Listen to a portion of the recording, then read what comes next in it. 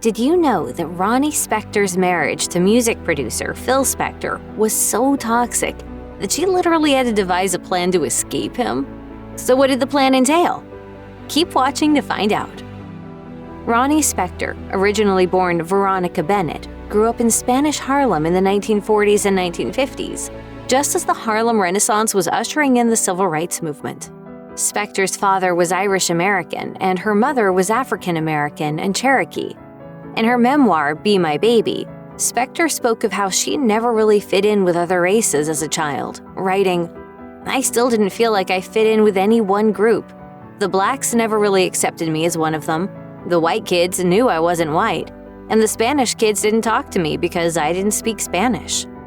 Spector would spend time with her family, developing a close relationship with her sister Estelle, cousin Nedra, and mother Beatrice. She would gravitate towards music, which bonded her with her family, and her unique racial mix would help set her apart.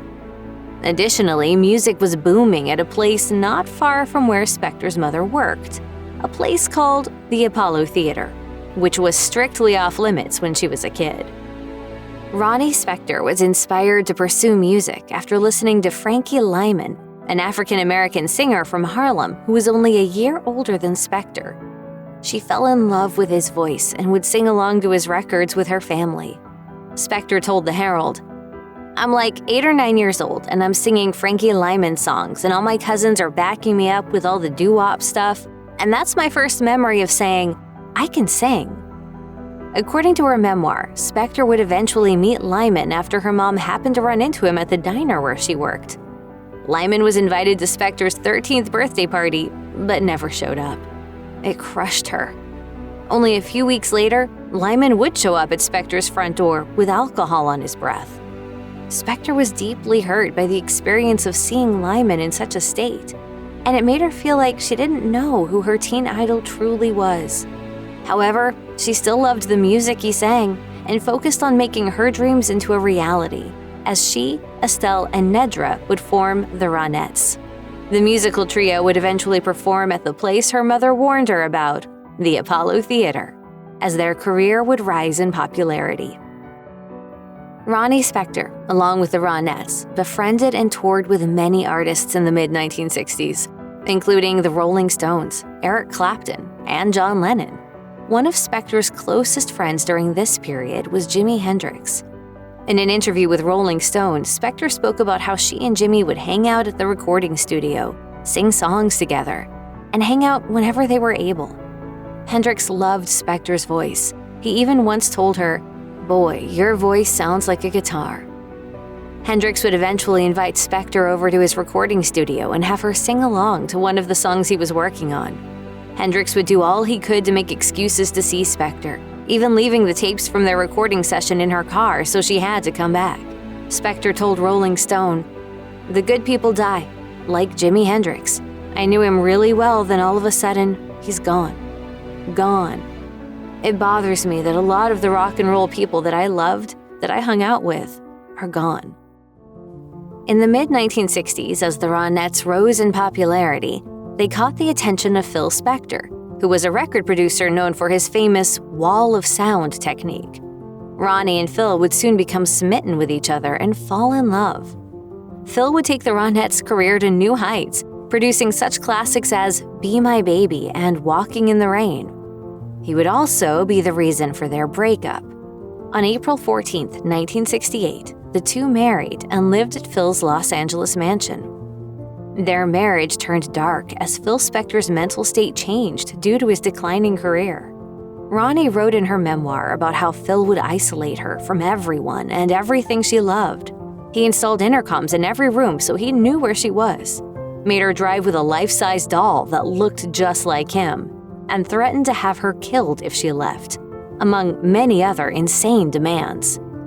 Phil also made Ronnie give up what she loved most, singing. Ronnie said in a Rolling Stone interview, "For 7 years, I didn't go anywhere. I never saw a movie. I never did anything in California because everything was brought to me." It was a happy marriage for about a year. Till I realized I was in a maximum security lockup. Life for Ronnie Spector was getting worse as the years went on. She became more and more depressed and was driven to alcoholism to cope. her life was passing her by as she remained under her husband's control. Even worse, she wasn't able to express herself and enjoy her passion for singing. I found myself in a prison. I couldn't get out. It wasn't until 1972 that her mother, Beatrice, was able to get through to her and launch a plan for her to escape. Only then could Ronnie reclaim her life. Spector told People, she said, "I'm your mother, and I'm telling you, we gotta get out of here, or you, my little girl, are going to be gone." Spector and her mother took 3 days to plan how she'd leave the mansion, according to an interview on SiriusXM. Ronnie said in the interview, "I would tell any woman, if you're in a bad relationship, you have to find someone. Like my mother. If it's not your mother, your best friend. One person has to help you." According to Rolling Stone, Ronnie's escape was a hasty affair, with the singer fleeing the mansion barefoot. After Ronnie Spector escaped from Phil Spector, she moved back home to New York. In 1974, the couple divorced, and Spector was able to move on with her life. In 1976, Billy Joel had written a song called "Say Goodbye to Hollywood," which was heavily inspired by the Ronettes song "Be My Baby." Steve Van Zandt of Bruce Springsteen's E Street Band had gotten in contact with Spector and recommended she cover the song. These would be the first steps Spector would take towards taking back her life and doing what she'd loved since she was a little girl. Spector told Rolling Stone, "I didn't do any shows for 7 years and was so isolated. When I went to play at the Stone Pony in Asbury Park, New Jersey in the 70s, there's Bruce up on stage and Billy Joel sitting next to me. These people idolized me, and I was saying, me?" While Spector tried to get her solo career off the ground, she still had many personal issues to deal with. Springsteen originally planned to write an entire album with Spector singing, but she couldn't commit at the time. Spector may not have been able to record her solo album just yet, but she did take the first steps to return to her passion and saw how much her work meant to others. On February 11, 2009, Ronnie Spector's sister and bandmate, Estelle Bennett, passed away. Her sister's death left Ronnie devastated. Spector's current husband, Jonathan Greenfield, told Billboard, "Estelle was Ronnie's sidekick in the Ronettes. She was very much into fashion and worked with Ronnie on the whole look and style of the Ronettes." Bennett, the eldest of the group, worked at Macy's and went to the Fashion Institute of Technology. During her healthy days, she was known as gentle, quiet, and intelligent. After the Ronettes broke up, Bennett's life drifted into turmoil. She would wander the streets, telling people that she and the Ronettes were to perform at a jazz club. She gradually began to suffer from anorexia and schizophrenia, and she was sometimes homeless. In an interview with the Columbus Dispatch, Nedra Talley-Ross had this to say about her former bandmate. "Estelle had such an extraordinary life. To have the fame and all that she had at an early age, and for it all to come to an end abruptly. Not everybody can let that go and then go on with life." During her marriage to Phil, Ronnie Spector's mental state declined, and she often turned to alcohol to cope. Spector had spent her whole life trying to avoid getting hooked on drugs or becoming an alcoholic. In her memoir, Spector wrote about how her childhood idol Frankie Lyman had shattered her expectations and broke her heart after arriving at her house with alcohol on his breath. Incidentally, at age 25, Lyman would pass away from a heroin overdose. Spector's painful experiences with alcohol went back even further, to the days when her father would come home drunk. When she was little, Spector writes, her father had struggled to become a professional jazz musician, so he would drink to deal with the failure. During her days with Phil Spector, one of the things Ronnie loved most about alcohol was that it made her sleep, and when she slept, she was away from her imprisonment. Eventually, she would pry herself from the clutches of alcoholism and would focus on her music. Spector told Rolling Stone, "It started in the 60s with my ex. Later, when I moved home to New York from LA, all I thought about was getting my career back on track. I said, that's it, no more drinking. And I haven't had a drink in maybe 33 years. Just as Frankie Lyman was an inspiration for her, Ronnie Spector was an inspiration for Amy Winehouse. I don't really care enough about what people think of me to conform to anything. And it was Winehouse who made Spector realize how important her music was. Spector said in an interview with Rolling Stone, Amy Winehouse was so great for me because she made me feel like what I did mattered. The hair, the eye makeup. I recorded Back to Black 3 years before she died. Spector admired Winehouse from afar, never formally meeting the singer but learning about her through the media. Sadly, Winehouse passed away in 2011 from alcohol poisoning. However, Ronnie Spector would eventually become close to Winehouse's mother. She would start coming to Spector's shows, and the two bonded over music, life, and Amy Winehouse.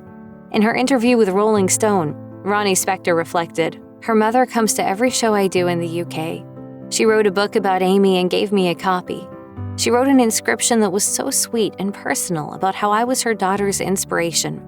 It just made me feel so great." In the 1980s, Ronnie Spector met Jonathan Greenfield, whom she married. Greenfield was her manager, and they lived in Connecticut with 2 children. Spector returned to the charts in 1986 when she sang on Eddie Money's hit, "Take Me Home Tonight," which interpolated the chorus of "Be My Baby." In 2007, Spector, along with her sister and cousin, were inducted into the Rock and Roll Hall of Fame by Keith Richards. Spector was honored, telling the Herald, "I feel grown up when I'm singing now. I don't feel like a little girl." In 2016, Spector released English Heart, where she covered songs from the Beatles, the Zombies, the Bee Gees, and others. In September 2020, it was announced that Zendaya will play Ronnie Spector in an upcoming movie about her life. The A24 biopic will be based on Spector's memoir, Be My Baby, and will depict her life from when she was a child in Spanish Harlem to her rise to fame in the Ronettes.